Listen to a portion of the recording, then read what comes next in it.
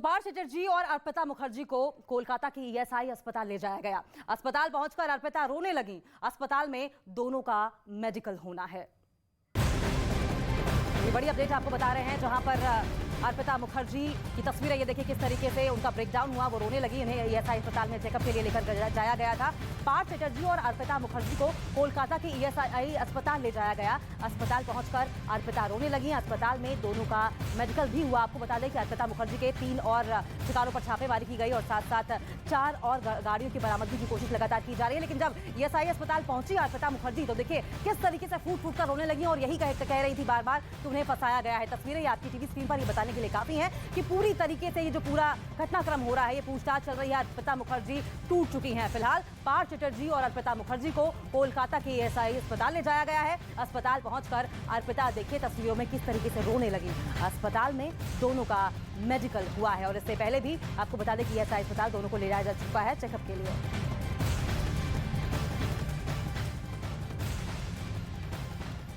और वही बंगाल में पार्थ चटर्जी की करीबी अर्पिता के 3 और ठिकानों पर ईडी की छापेमारी जारी है। अर्पिता के अलग अलग फ्लैट से अब तक करीब 50 करोड़ रुपए बरामद हो चुके हैं। 4 करोड़ से अधिक का सोना भी जब्त हो चुका है। ईडी सूत्रों के मुताबिक अर्पिता के टॉलीगंज वाले फ्लैट की छापेमारी के बाद से वहां से अर्पिता की 4 गाड़ियां गायब बताई जा रही हैं। इनमें से 2 अर्पिता के ही नाम थी।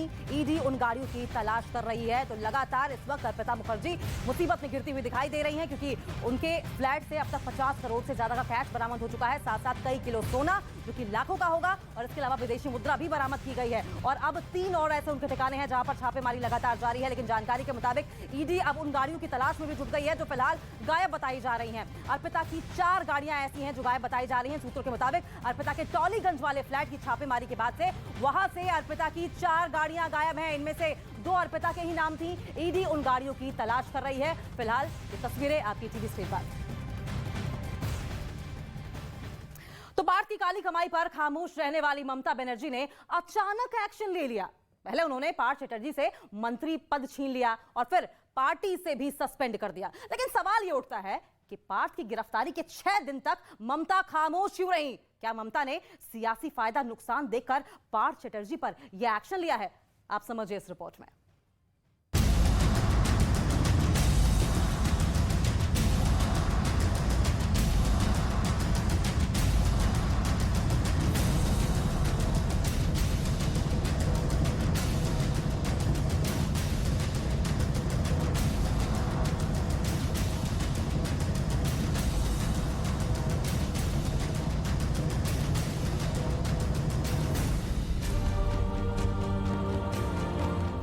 चटर्जी पर शिक्षा घोटाले का आरोप लगा, लेकिन ममता खामोश रही।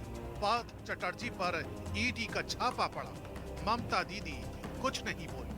मंत्री जी की गिरफ्तारी हो गई, लेकिन ममता शांत बैठी रही। पार्थ चटर्जी के करीबियों के घर से नोटों के बंडल मिले, ममता ने कोई प्रतिक्रिया नहीं दी। यहाँ तक कि पार्थ को मंत्री बनाए रखा। जब पार्थ चटर्जी के करीबी पर ईडी का शिकंजा कसा, अर्पिता और पार्थ के निजी वीडियो और फोटोग्राफ सोशल मीडिया पर ट्रेंड करने लगी। नोटों की गड्डी और सोने चांदी के ढेर सोशल मीडिया पर टॉप ट्रेंड में शामिल होने लगे। तब पार्थ चटर्जी की गिरफ्तारी के 6 दिन बाद ममता दीदी एक्शन में आई। ममता बनर्जी ने पहले पार्थ को मंत्री पद से हटाया, फिर टीएमसी से भी पार्थ चटर्जी को सस्पेंड कर दिया। लेकिन सवाल ये कि एक्शन लेने में दीदी ने इतनी देर क्यों लगाई? ममता को जानने वाले बताते हैं कि जब उन्हें खुद एहसास हो गया था कि ये उनकी ईमानदार भ्रष्टाचार मुक्त छवि को चोट पहुंचा रहा है, इसके बाद ममता ने एक्शन लेने का फैसला किया। लेकिन कहावत है ना, बहुत देर कर दी हुजूर आते आते। जी हाँ, ममता को एक्शन लेने में निश्चित तौर पर देर हो गई। पार्थ चटर्जी ममता बनर्जी के संघर्ष के जमाने के साथी रहे हैं और इसके साथ ही कैबिनेट में भी 1 नंबर के मंत्री रहे हैं। अपने खास नेता और करीबी पार्थ चटर्जी को हटाना ममता बनर्जी के लिए आसान निर्णय नहीं था। लेकिन पार्थ चटर्जी पर जो आरोप लगे थे उनके बाद न सिर्फ टीएमसी बल्कि इमेज ममता बनर्जी को नुकसान उठाना पड़ रहा था। यही कारण है कि ममता बनर्जी ने उन्हें बाहर का रास्ता दिखा दिया है। इसके साथ ही पार्थ चैटर्जी पर शिक्षक घोटाले का आरोप लगा है और उनकी करीबी अर्पिता के घर से 50 करोड़ से ज्यादा की रकम और सोना चांदी मिला है। जब गुलाबी और हरे हरे नोटों की गड्डियां अखबारों और मीडिया की सुर्खियां बनने लगी, बंगाल सरकार पर सवाल उठने लगे, तब ममता सामने आई। उन्होंने कहा, अगर पार्थ दोषी पाए जाते हैं तो उनको आजीवन कारावास देने पर भी उनको फर्क नहीं पड़ेगा। ममता दीदी ने पार्थ को मंत्री पद से हटाने में जरूर देर की, लेकिन उनकी गिरफ्तारी के बाद ही एक्शन शुरू हो चुका था। पहले पार्थ को दिया गया सरकारी वाहन छीना गया, फिर जागो बांग्ला मैगजीन के एडिटर के पद से उनको हटाया गया। पार्थ पर ममता के लिए एक्शन लेना इसलिए भी जरूरी हो गया था क्योंकि ये बात सिर्फ पार्थ और अर्पिता तक सीमित नहीं थी, बल्कि ये मामला राज्य के शिक्षा भर्ती घोटाले से जुड़ा था। पार्थ टीएमसी पार्टी के महासचिव थे। पार्थ चैटर्जी को हटाने की मांग अब टीएमसी के भीतर से उठने लगी थी। यही नहीं, उधर ममता बनर्जी की जो साफ सुथरी छवि है उसे बचाना भी जरूरी था। यही कारण है कि तृणमूल कांग्रेस को कड़े कदम उठाने पड़े और ममता ने यह संदेश भी दिया है कि आगे भी ऐसा हुआ तो जो दोषी होगा उसके साथ यही बर्ताव होगा। अगर पार्थ पर एक्शन नहीं होता तो पार्टी कार्यकर्ता कंफ्यूजन में रहते। पार्थ पर एक्शन के बाद ममता बनर्जी अपनी छवि को दागदार होने से बचाना चाहती हैं। वो दिखाना चाहती हैं कि अगर कोई आगे भी ऐसा करेगा तो उसके साथ भी ऐसा ही बर्ताव किया जाएगा जैसा पार्थ के साथ हुआ है।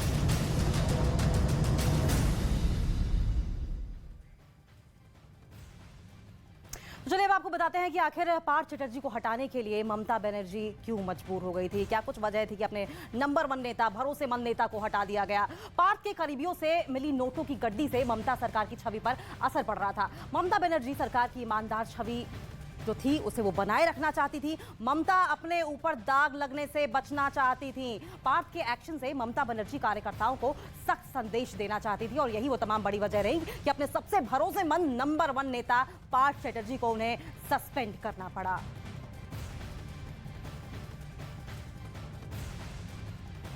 तो ये तमाम वजह हम आपको लगातार बता रहे हैं कि क्या वजह रही कि ममता बनर्जी ने अपने सबसे भरोसेमंद नेता को सस्पेंड कर दिया। फिलहाल कैश क्वीन के नाम से मशहूर हो चुकी हैं अर्पिता मुखर्जी ने से जो नोट बरामद हुए हैं, नोटों की टकसाल बरामद हुई है, टकसाल से अपना संबंध होने से उन्होंने इनकार कर दिया है। और इस बीच खबर यह है कि अर्पिता मुखर्जी के चौथे फ्लैट पर भी जांच एजेंसियों ने छापेमारी की तैयारी कर ली है। इस रिपोर्ट में देखिए।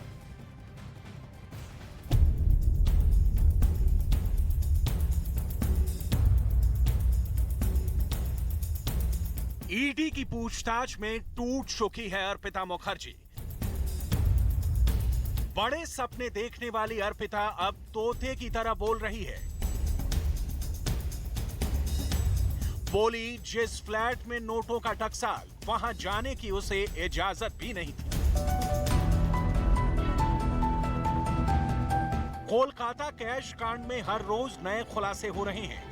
एक तरफ पार्थ चैटर्जी की चुप्पी टूटने का नाम नहीं ले रही है, तो दूसरी तरफ अर्पिता मुखर्जी ने ईडी के अधिकारियों के सामने पार्थ के एक एक राज का पर्दाफाश करना शुरू कर दिया है। सूत्रों के मुताबिक अर्पिता ने ईडी को अपना कबूलनामा भी दे दिया है।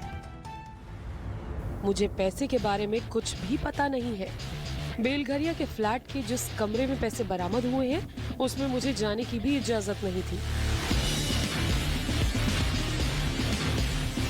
योग से लेकर जिम तक की शौकीन अर्पिता को कुत्तों का भी खासा शौक था और उनके इसी शौक की वजह से पार्थ चैटर्जी ने उनके कुत्तों के लिए एक अलग फ्लैट खरीदकर उन्हें गिफ्ट किया। ईडी की पूछताछ में यह भी पता चला है कि अर्पिता टॉलीगंज के जिस हाई फाई हाउसिंग सोसाइटी में रहती थी, वहीं उसी फ्लोर पर अर्पिता और पार्थ के 3 फ्लैट थे, जिनमें से एक फुली एसी आलीशान फ्लैट केवल अर्पिता और पार्थ के कुत्तों के लिए था। कई बार ईडी के अधिकारियों के सामने अर्पिता मुखर्जी फूट फूट कर रोने लगती है और अपनी तमाम महत्वाकांक्षाओं के बारे में तफसील से बताती है। सूत्रों के मुताबिक मॉडल से अभिनेत्री बनी अर्पिता मुखर्जी ने ईडी के अधिकारियों के सामने ये भी माना है कि वो खुद भी नेता बनना चाहती थी और इसीलिए वो पार्थ चटर्जी के साथ राजनीतिक कार्यक्रम के मंच पर नजर आती थी। खबरों की माने तो जहां पार्थ चटर्जी अब तक ईडी के सवालों का सही से जवाब नहीं दे रहे हैं, वहीं अर्पिता मुखर्जी के बारे में बताया जा रहा है कि वो ईडी के जांच अधिकारियों का पूरा सहयोग कर रही है। अर्पिता मुखर्जी ने दावा किया कि पार्थ चटर्जी ने उसके फ्लैट्स को मिनी बैंक के रूप में इस्तेमाल किया। प्रवर्तन निदेशालय के अधिकारी 18 घंटे की छापेमारी के बाद कोलकाता के बेलघरिया इलाके में अर्पिता मुखर्जी के घर से नकदी लेकर निकले। सूत्रों का कहना है कि अधिकारियों ने नोट गिनने के लिए 3 मशीनों का इस्तेमाल किया। अर्पिता मुखर्जी के दोनों घरों से अब तक 50 करोड़ रुपए बरामद किए जा चुके हैं।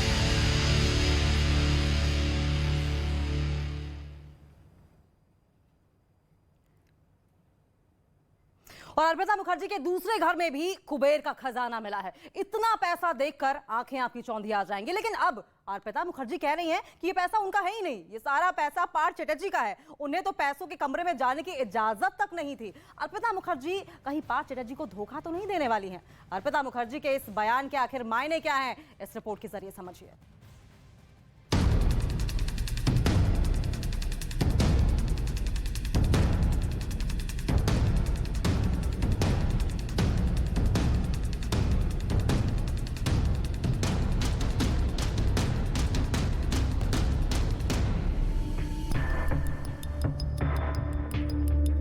22 और 23 जुलाई के पहले तक करोड़ों के नोटों पर अर्पिता मुखर्जी का नियंत्रण था।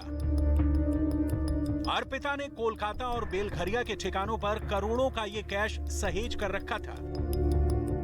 कहीं फ्लैट की अलमारी में तो कहीं फ्लैट के अंदर अर्पिता के बेडरूम में। लेकिन 22 और 23 जुलाई को कोलकाता में ईडी की रेड के बाद से ही एक्ट्रेस अर्पिता मुखर्जी की ये चकाचौंध वाली जिंदगी ने यू टर्न ले लिया। गिरफ्तारी के बाद से अर्पिता जब जब कैमरे के सामने आई, थकान से चूर दिखी, चेहरे की रंगत थोड़ी नजर आई और निराशा का भाव हर बार साफ साफ दिखा। ईडी सूत्रों की माने तो ईडी के पूछताछ में अर्पिता लगातार टूटती जा रही हैं। यही कारण है कि ईडी के हाथ इस मामले में अहम सुराग लग रहे हैं। ऐसे में अब सवाल है कि क्या करोड़ों के कैश का राज खोलेंगी अर्पिता मुखर्जी? क्या अर्पिता कैश के केस में सरकारी गवाह बनेंगी? क्या पार्थ चटर्जी के राज अर्पिता पर्दाफाश करेंगी? इन तमाम सवालों के जवाब अगले कुछ दिनों में सामने आ जाएंगे। लेकिन ईडी के सूत्रों की ओर से जो खबरें मिल रही हैं वो बेहद हैरान करने वाली हैं। ईडी के सूत्रों के मुताबिक अर्पिता बुधवार रात से ही रो रही हैं। बुधवार रात को अर्पिता काफी देर से सोई। यही नहीं, ईडी सूत्रों के मुताबिक छापेमारी में बरामद रकम को लेकर अर्पिता ने पूछताछ में बताया, पैसे पार्थ चटर्जी के हैं। पार्थ के लोग ही पैसे लाकर रखते थे। मुझे कमरे में जाने नहीं दिया जाता था। मैं निर्दोष हूँ, मुझे इस बारे में कुछ नहीं पता है। जिस रकम से अर्पिता खुद को अनजान होने का दावा कर रही हैं, उस रकम में उनकी कितनी भागीदारी और हिस्सेदारी थी, वो जांच के बाद ही साफ होगी। लेकिन ईडी की ताजा छापेमारी में अर्पिता के घर से कितना सोना मिला है, अब वो देखिए। ये अर्पिता के घर की अलमारी के अंदर से मिले सोने के गहने हैं। अलमारी के ड्रॉवर में सोने के बिस्किट और सोने के कड़े दिख रहे हैं। अब तक इस छापेमारी में अर्पिता के बेलघारी वाले घर से 4 करोड़ 31 लाख का सोना मिला है। ईडी ने अर्पिता के खिलाफ कार्रवाई करते हुए उनके 3 बैंक खातों को फ्रीज किया है। इन 3 खातों में 2 करोड़ 20 लाख की जमा रकम बताई जा रही है। अर्पिता के घर से 1-1 किलो की 3 सोने की ईंटें मिली हैं। आधा किलो के 6 अलग अलग सोने के कंगन मिले हैं। घर से सोने की एक कलम भी मिली है। मतलब ये कि करोड़ों के कैश का ये खेल अभी खत्म नहीं हुआ है। जांच जैसे जैसे आगे बढ़ेगी, कई और राज और करोड़ों के कैश के ट्रेल का पर्दाफाश होगा।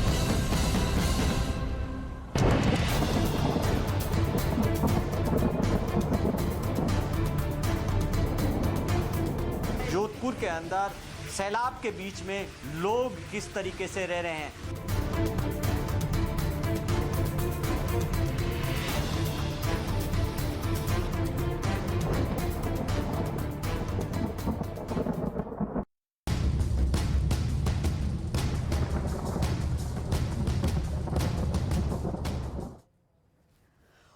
बारिश और बाढ़ की 5 तस्वीरें दिखा रहे हैं। पहली तस्वीर छत्तीसगढ़ के कवर्धा की है, जहां पर भारी बारिश के बाद पुलिया पानी में ही डूब गई और लोग जान जोखिम में डालकर रास्ता पार करने के लिए मजबूर हैं। दूसरी तस्वीर भी आपको दिखाएंगे, जो कि राजस्थान की होगी, श्रीगंगानगर की, जहां मूसलाधार बारिश के बाद सड़क मानो स्विमिंग पूल बन गया हो। तीसरी तस्वीर जम्मू कश्मीर के मेंढर की है, जहां जमीन खोदने वाली मशीन के सहारे छात्राओं को उफनते बरसाती नाले को पार कराया गया। अगली तस्वीर जम्मू कश्मीर के पुंछ की है, जहां सेना के जवानों ने नदी में फंसे 14 लोगों का रेस्क्यू किया। और आखिरी तस्वीर उत्तराखंड के उत्तरकाशी की है, जहां पहाड़ से पत्थरों के गिरने के बाद गंगोत्री हाईवे पर आवाजाही कई घंटों तक के लिए बाधित हो गई है। तो कुल मिलाकर जिंदगी परेशान है, लोग हलकान है और चौतरफा अगर कुछ दिखाई दे रहा है तो सिर्फ और सिर्फ त्राहिमाम है। कवर्धा छत्तीसगढ़ की तस्वीरें, जहां पर उफनते नदी नाले के बीच फंसे ये लोग, 14 लोगों का रेस्क्यू राजस्थान में भी किया गया।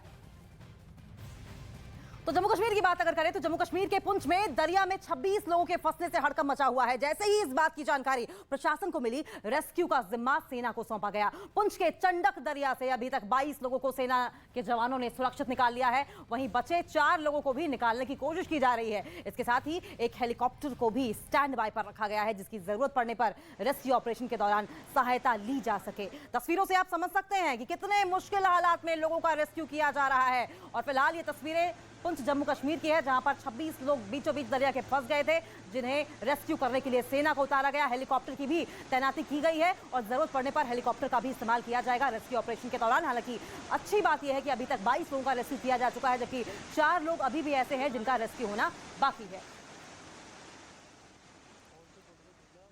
और एक बार फिर से जम्मू कश्मीर की बात करेंगे। जम्मू कश्मीर में एक तरफ भारी बारिश के बाद नदी नाले उफान पर हैं, तो दूसरी तरफ कई जगहों पर पहाड़ भी खिसक रहे हैं। तस्वीर आपको रामबन की दिखा रहे हैं, जहां जम्मू श्रीनगर हाईवे पर पत्थरों की बारिश हो रही है।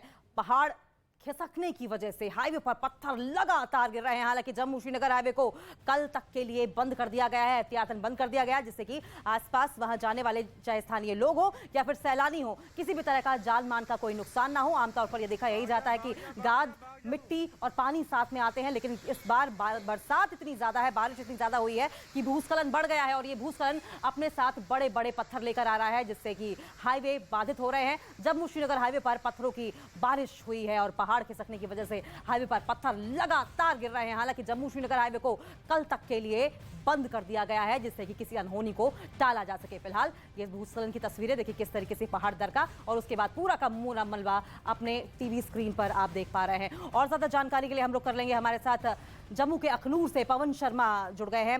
पवन, लगातार भूस्खलन की तस्वीरें सामने आ रही हैं और ऐसे में जब बरसात का मौसम होता है तो आमतौर पर हिदायत यही दी जाती है, स्थानीय लोग हो चाहे सैलानी हो, कि हाईवे से दूर रहा जाए। क्या कुछ पूरी अपडेट है, किस तरह की वहां पर गाइडलाइंस जारी की गई हैं, किस तरह के हालात हैं? देखिए, बाढ़ लगातार जम्मू कश्मीर में जारी है। इस समय हम दरिया चिनाब के किनारे हैं। आप देख सकते हैं किस तरह से दरिया चिनाब जो है वो उफान पर है। प्रशासन की ओर से अलर्ट जारी किया गया है। रामबन जिले में, किश्तवाड़ जिले में, डोडा जिले में, रियासी जिला में, कठुआ में, सांबा में, जम्मू रीजन में हर जगह पर अलर्ट जारी है कि लोग जो हैं वो हाईवे पर ना जाएं, क्योंकि लैंडस्लाइड हो रहा है। नदी नालों के पास ना जाएं, क्योंकि कभी भी पानी ज़्यादा आ सकता है। दरिया चिनाब कल बहुत ज़्यादा उफान पर था, आज थोड़ा पानी इसमें कम है, लेकिन फिर भी आप देखिए किस तरह से दरिया चिनाब जो है उफान पर है और नीचे का इलाका जो है, खास करके इस दरिया से नीचे के इलाके में बहुत ज़्यादा नुकसान हुआ है। जिला पुंछ की बात करें तो वहाँ पर भी सेना ने लोगों को रेस्क्यू किया है। काफ़ी लोग वहाँ पर फंसे थे, 22 लोगों को रेस्क्यू कर लिया गया है। 4 लोग अभी भी वहाँ पर फंसे हैं, उनको निकालने की कोशिश की जा रही है। कुल मिलाकर जम्मू प्रांत में बाढ़ इस समय लोगों के लिए मुसीबत बनी हुई है। खास करके दरिया चिनाब आप देखें, इस तरफ ये पूरा बहता हुआ नीचे पाकिस्तान की ओर जाता है और ये पानी अगर आप देखें तो इतना ज़्यादा पानी इस दरिया चिनाब में है, जो पूरा एक जितना इसका दायरा था उससे 2 गुना ज़्यादा पानी अब इसमें समाया हुआ है। दरिया जो है वो काफ़ी चौड़ाई में हो गया है और नीचे तक का इलाका पूरा पानी से भरा हुआ है। हालांकि यहाँ पर जो स्थानीय लोग थे उनको अलर्ट पे रखा था, एवैक्यूएट करना था कि अगर ज़्यादा पानी आता तो उसके बाद लोगों को एवैक्यूएट किया जा सकता था, लेकिन पानी थोड़ा कम हो चुका है दरिया चिनाब में। लेकिन अभी भी आप देखें तो पानी बहुत ज़्यादा है, इतना पानी पहले कभी नहीं आता था। जहाँ पर आज कुछ लोग जो हैं वो दरिया के किनारे जहाँ पहुँचे। क्या नाम है आपका? मेरा नाम सर अभिषेक सिंह है। आप बताइए क्या यहाँ पर आज आ पाए हैं? कल इससे भी ज़्यादा पानी था, आज थोड़ा कम हो गया है। तो रेड अलर्ट कल का किया हुआ रेड अलर्ट गवर्नमेंट के ऑर्डर से आए थे रेड अलर्ट। और नीचे परग्वाल एरिया में वहाँ तो बड़ा नुकसान हुआ लोगों का, ज़मीनें वगैरह सब कुछ, किसी के वो क्या कहते हैं ज़मीनें लगाई हुई थी, मतलब जो फसलें थी वो भी तबाह हुई हैं। हालांकि रेड अलर्ट है, आप देखिए पानी जो है अभी भी बहुत ज़्यादा यहाँ पर है और यहाँ पर रेड अलर्ट होने के बावजूद लोगों को ये कहा गया था कि नहीं आए, फिर भी आहिस्ता आहिस्ता लोग दरिया के किनारे आज पहुँचना शुरू हुए हैं, क्योंकि पिछले 2 दिन से लोगों को मना किया गया था। इस तरफ देखें आप तो लोग अभी भी जो प्रशासन की तरफ से जो एक अलर्ट जारी किया था उसको अभी भी पूरा नहीं पालन किया जा रहा है। बच्चे आप देखें बिल्कुल दरिया के किनारे पास आकर खड़े हुए हैं। हालांकि पुलिस की टीमें कल यहाँ पर तैनात थी लोगों को हटाने के लिए, आज थोड़ी राहत मिली है तो यहाँ पर लोग जो हैं वो दरिया के किनारे पहुँच चुके हैं। लोगों को तरफ से पूरा प्रशासन ने अलर्ट किया था कि लोग ना आए, लेकिन इस तरफ से अगर आप देखें तो लोगों को आना का सिलसिला भी जारी है और दरिया चिनाब यहाँ पर बहुत ज़्यादा है। सेल्फी का आप राग देखें तो वहाँ पर लोग जो हैं वो दरिया चिनाब के किनारे बैठकर सेल्फी ले रहे हैं बच्चे, और ये एक बड़ा खतरा हो सकता है यहाँ पर जिस तरह से ये पानी यहाँ पर है। जी। और इस तरफ अगर आप, मैं कहूँगा कैमरामैन से कि ये वाला इलाका दिखाएं आपको, इधर बहुत ज़्यादा पानी किस तरह से दरिया चिनाब का चल रहा है। ये पूरा परग्वाल का इलाका नीचे जो पाकिस्तान तक जाता है, उन इलाकों में बहुत ज़्यादा ये पानी फैला हुआ है नीचे, और कई गाँव में इसका नुकसान भी अभी तक हो चुका है। बिल्कुल पवन, आप तस्वीरें दिखाते रहिए, साथ साथ हमें ये भी बताइए कि जिस जगह पर आप मौजूद हैं क्या वो टूरिस्ट स्पॉट है, क्योंकि जिस तरीके से हम लोग वहां पर देख रहे हैं लगातार पहुंच रहे हैं और सेल्फी ले रहे हैं, और अगर वो टूरिस्ट स्पॉट है या फिर ऐसी कोई जगह है जहां पर लोगों का आने जाने का सिलसिला लगातार जारी रहता है, तो प्रशासन की ओर से क्या केवल हिदायत देकर छोड़ दी गई, कोई वैकल्पिक व्यवस्था नहीं की गई, कोई फ्लैग्स नहीं लगाए गए कि ये डिस्टेंस है इससे आगे नहीं जाना है, क्या किस तरह की तैयारी है? देखिए ये बिल्कुल ऐतिहासिक प्लेस है, जिया पोता घाट इसको कहा जाता है। अगर इस तरफ मैं कैमरामैन से कहूँगा पूरा घुमा के आपको दिखा दे तो ये ऐतिहासिक मंदिर है जहाँ पर जम्मू कश्मीर के महाराजा गुलाब सिंह का राज तिलक हुआ था। वो सामने देखिए वो एक बहुत बड़ी तस्वीर जहाँ पर लगी है, वहाँ पर महाराजा गुलाब सिंह का राज तिलक इसमें किया जा रहा है। ये ऐतिहासिक जिया पोता घाट है अखनूर का। कल जो पानी के नीचे था आज पानी काबू हुआ है, तो ये वाला मंदिर जो है वो बाहर आया है। प्रशासन ने अलर्ट किया हुआ है, लोगों से कहा गया है कि यहाँ पर दरिया के किनारे ना आए। हालांकि ये टूरिस्ट स्पॉट बन चुका है, लेकिन फिर भी लोग जो हैं आज पानी कम होने के बाद जहां पर पहुंचे हैं, पहले बाहर रस्से लगाए गए थे प्रशासन की तरफ से कि लोग इसके आगे नहीं आएंगे, लेकिन आज पानी कम हुआ है तो लोग इन घाट के ऊपर आके खड़े हुए हैं और यहां पर अपनी फोटो वगैरह ले रहे हैं। कल बिल्कुल ये नीचे घाट थे पानी के, पानी बहुत ज़्यादा ऊपर आ चुका था, लेकिन लोग आज फिर जहाँ पहुँचे हैं। आपको किसी ने मना नहीं किया यहाँ पर आने के लिए कि इतनी बड़ी पुलिस यहाँ पर लगी थी कि इतना पानी आया है, अलर्ट किया गया है? नहीं, अभी तो मना नहीं कोई किए हैं साहब जी। हम लोग इधर आते हैं, थोड़ा बहुत घूमते फिरते हैं। तो इतना पानी है जहाँ पर कभी भी कुछ हो सकता है? कभी तो नहीं कुछ हुआ है साहब जी। वैसा खतरा रहता है तो बता दिया जाता है पुलिस वाले कि खतरा है, इधर दरिया किनारे में मत जाओ। तो जैसा ये कह रहे हैं कि पुलिस की तरफ से कहा जाता रहा है कि दरिया के किनारे मत जाओ कि पानी बहुत ज़्यादा है, अलर्ट अभी भी है, प्रशासन की तरफ से अभी भी अपील की गई है कि लोग ना आएँ, लेकिन लोग फिर भी यहाँ पर पहुँच रहे हैं। अगर उस तरफ आप देखिए वो बच्चे जो मैं आपको दिखा रहा था अभी भी पानी के किनारे ही खड़े हैं, जो स्टूडेंट्स हैं और वहाँ पर वो सेल्फी ले रहे हैं। यहाँ पर पहले जम्मू कश्मीर पुलिस की टीम तैनात की गई थी, SDRF की टीम तैनात की गई थी। आज पानी थोड़ा कम होने के बाद यहाँ पर पुलिस और SDRF की टीम नहीं है, और यही कारण है कि लोग जो हैं दरिया के किनारे पहुंचे हैं और यहां पर आकर अपनी सेल्फीज ले रहे हैं, फोटो वगैरह ले रहे हैं। लेकिन अगर पानी की बात करें तो दरिया का पानी है जो कभी भी बढ़ सकता है। जब भी सलाल विद्युत परियोजना जो रियासी में है, अगर उनके गेट वहां से खोल दिए जाते हैं तो अचानक पानी जो है वो जहां पर बढ़ जाएगा। इस दरिया का जल स्तर बढ़ते पता नहीं चलता है कि कितनी जल्दी बढ़ जाता है और बहुत पानी ऊपर तक आ जाता है। कल ये सारा जो इलाका था ये पानी के नीचे था, लेकिन अभी जो है थोड़ा राहत जरूर मिली है कि पानी इस इलाके से कम हुआ है, लेकिन पानी अभी भी बहुत बहुत शुक्रिया आपका। हम तस्वीरें देख रहे हैं और जिस तरीके से लोग वहां पर मौजूद हैं ये सरासर लापरवाही, और ऐसे में ये लापरवाही जान पर भी कई बार भारी पड़ जाती है। और ऐसे में न्यूज़ 18 इंडिया की अपील यही है कि उफनते नदी नालों से कम दूर रहा जाए। बात जोधपुर की भी कर लेंगे। जोधपुर में सैलाब ने ऐसी तबाही मचाई है कि हर तरफ बस पानी ही पानी दिखाई दे रहा है। दावा ये किया जा रहा है कि शहर में बीते दिनों 10 इंच बारिश हो चुकी है, जिस वजह से अब तक शहर को भारी नुकसान उठाना पड़ा है। बताया तो ये भी जा रहा है कि आने वाले कुछ और घंटे जोधपुर पर भारी पड़ सकते हैं। बस्ती में पानी, घरों में पानी, रेलवे ट्रैक पर पानी, रेलवे स्टेशन पर पानी। आप जहां नजर दौड़ाएंगे सिर्फ और सिर्फ अगर कुछ दिखाई देगा तो पानी ही पानी। जोधपुर शहर की ऐसी ही तस्वीरें दिखाई देंगी। बाढ़ से हाल बेहाल दिखाई देगा। तस्वीरें लोगों के परेशान होने की दिखाई देंगी। पानी के बीच फंसे लोगों की मदद के लिए सेना अब सामने आ गई है। तो दो तस्वीरें आपकी टीवी स्क्रीन पर देखिए किस तरीके से जोधपुर का हाल बेहाल है। जगह जगह पानी ही पानी दिखाई दे रहा है। मदद के लिए सेना भी पहुंच गई है। और ज्यादा जानकारी के लिए चलिए रुक कर लेते हैं, हमारे साथ सहयोगी जोधपुर से भवानी सिंह भी जुड़ गए हैं। भवानी, हालात इतने ज्यादा खराब है कि अब सेना तक को उतारना पड़ रहा है। देखिए, आज चौथा दिन है, जोधपुर में बारिश रुक गई है लेकिन सैलाब नहीं थमा। मैं जिस जगह पर खड़ा हूँ, जोधपुर की खरबूजा बावड़ी का इलाका है। ये एक तस्वीर बताता हूँ, 5 जगह ऐसे ही है। न्यूज़ 18 इंडिया लगातार पिछले 3 दिन से जोधपुर की ये हालात बता रहा है कि किस तरीके से सैलाब सब कुछ तबाह कर रहा है और सरकार और प्रशासन कहाँ है ये नज़र नहीं आ रहा। सामने की तस्वीर देखिए, आप देखिए कि पूरा रोड पे तकरीबन 6 से 7 फीट पानी है, जहाँ पर नीचे उतरना काफ़ी मुश्किल है यहाँ पर। और ऊपर की तस्वीर आप देखिए कि कहाँ सामने मंदिर है, भगवान शिव का मंदिर है। श्रावण मास चल रहा है, लोग अभिषेक करना चाहते हैं, जलाभिषेक करना चाहते हैं, रुद्राभिषेक करना चाहते हैं, लेकिन करेंगे कैसे? आप सामने तस्वीर देखिए, मंदिर के अंदर मूर्तियां ही नहीं, पूरा मंदिर डूबा हुआ नजर आ रहा है। सिर्फ गुंबद बचा है, ऊपर का हिस्सा कुछ तैरता हुआ मंदिर में नजर आ रहा है। इसलिए मंदिर को बंद करके जाना पड़ा पुजारी परिवार। पीछे देखिए कि 250 साल पुराना एक शिव मंदिर है, उस मंदिर की तस्वीर देखिए कि किस तरीके से वो पूरा मंदिर लगभग पानी में डूबा हुआ है। और इसके बगल में एक मंदिर और है, शिव मंदिर, जो आप ये तस्वीरों में देख सकते हैं कि छप्पर सा है, ये मंदिर है। और ये तीनों मंदिरों की काफ़ी आस्था है। जोधपुर से बड़ी संख्या में लोग यहाँ पर, शहर के लोग यहाँ आते हैं। यहाँ श्रावण में बड़ी भीड़ लगती है। और ये जो तस्वीर, ये पूरा नज़ारा बता रहा है कि क्या हालात है जोधपुर के अंदर। और कई घरों में यहाँ पर, ये जो जिस इलाके की हम तस्वीर बता रहे हैं खरबूजा बावड़ी की, यहाँ 60 घरों के अंदर पानी भरा हुआ है और वो पलायन कर चुके हैं। यहाँ सिर्फ मंदिर ही नहीं, यहाँ घर से लोग जा चुके हैं। और सामने पहाड़ देख रहे हैं, वहाँ उस पहाड़ से लोग अपने घरों में देख रहे हैं या बीच बीच में आकर कि उनकी घरों की स्थिति क्या है, लेकिन रेस्क्यू कैंप के अंदर रह रहे हैं। जोधपुर में इस वक्त 500 से ज्यादा लोग रेस्क्यू कैंप के अंदर रह रहे हैं। उनको फूड पैकेट्स जरूर दिए जा रहे हैं, लेकिन मुश्किल लोगों के सामने ये है कि ये पानी नहीं निकल रहा। और ये एक तस्वीर हम बात करेंगे, क्योंकि रामद्वारा ये प्रसिद्ध यहाँ के महंत है, महंत जी हमारे साथ में, वो बताएंगे आपको। महंत जी, ये जो पानी है ये कब से भरा हुआ है और अब ये निकल क्यों नहीं रहा है?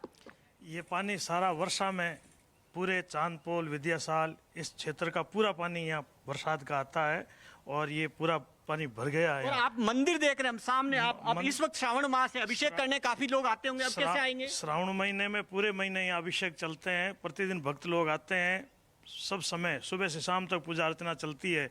लेकिन ये 3 दिन हो गए पूरा पानी से भरा हुआ है और मंदिर पानी में लीन है और अभी तक कोई नहीं आया। और आपने धरना भी दिया, फिर भी कुछ नहीं हुआ। धरना दिया जी, धरना दिया, उसमें हमारे मंत्री जी भी आए, सब आए। मंत्री जी आए, आप देखिए कि मंत्री यहाँ पर अभी कुछ देर पहले, क्योंकि न्यूज़ 18 इंडिया ने कल ही एक तस्वीर बताई थी इसी इलाके की, उसके बाद में आज जिला कलेक्टर पहुंचे, मंत्री पहुंचे और मड पंप का आश्वासन दिया कि पंप लगाएंगे, पानी निकालेंगे। भवानी लोगों को दिक्कतें पेश आ रही है और मंदिर जहां पर हजारों श्रद्धालु पहुंचते थे वो आज वीरान है। और वजह यह है कि वहां पर वाटर लॉगिंग है। समस्या लोगों के सामने यह है कि किस तरीके से इस पानी को हटाया जाएगा। बहुत बहुत शुक्रिया आपका, आप नजर बनाए रखिए, आगे भी आपसे इस पर अपडेट देते रहेंगे। लेकिन फिलहाल बात इस वक्त एक और बड़ी अपडेट की कर लेंगे। स्मृति ईरानी मानहानि केस में बड़ी खबर सामने आ रही है। दिल्ली हाई कोर्ट ने स्मृति ईरानी मानहानि केस में कांग्रेस नेता जयराम रमेश और पवन खेड़ा को नोटिस भेजा है। एचसी ने दोनों नेताओं को अपने सोशल मीडिया अकाउंट से विवादास्पद पोस्ट 24 घंटे के अंदर अंदर हटा देने के निर्देश दिए हैं। और इतना ही नहीं, एचसी ने कहा है कि अगर दोनों नेता विवादास्पद पोस्ट नहीं हटाते हैं तो सोशल मीडिया कंपनियों को इन्हें खुद ही हटाना होगा। केंद्रीय मंत्री स्मृति ईरानी ने इस मामले में अपनी बेटी पर लगाए गए